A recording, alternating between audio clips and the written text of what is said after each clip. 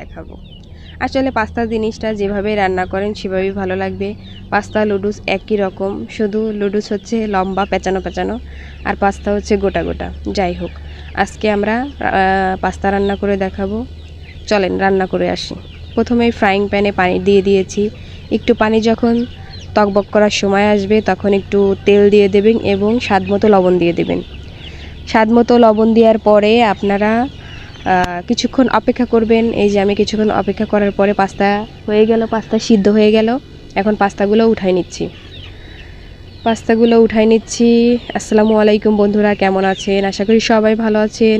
যারা যারা আমার এই ভিডিওগুলো অনেক পছন্দ করেন অবশ্যই লাইক কমেন্ট শেয়ার করে পাশে থাকবেন।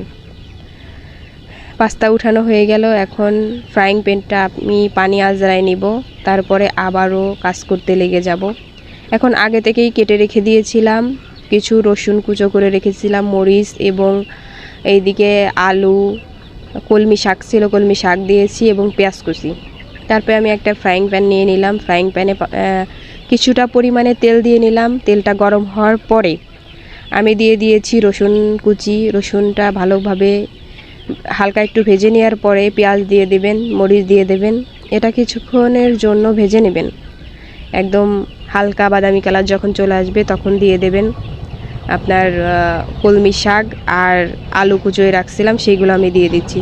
এরকমভাবে আপনারা আরও জিনিস অ্যাড করতে পারেন, যেমন টমেটো কুচো, তারপরে গাজর, আরও অনেক শাকসবজি যেইগুলো চান আপনারা স্বাদ মতো দিতে পারেন, কোনো সমস্যা নাই।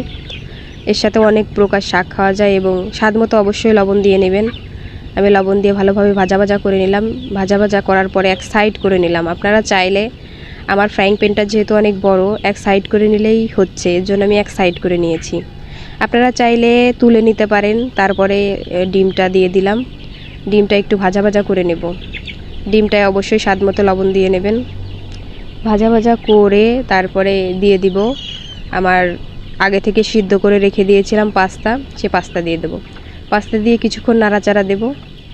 নাড়াচাড়া দেওয়ার পরে কিছুটা পরিমাণে পানি দিব। পানি দেওয়ার পরে স্বাদ মতো লবণ দিয়ে দিব।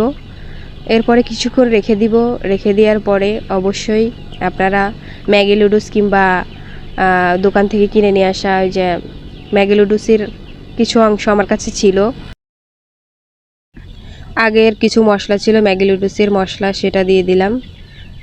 দিয়ে দোকানেও কিনতে পাওয়া যায় ম্যাগি লুডুসের মশলা, সেগুলো কিনে নিয়ে আসতে পারেন।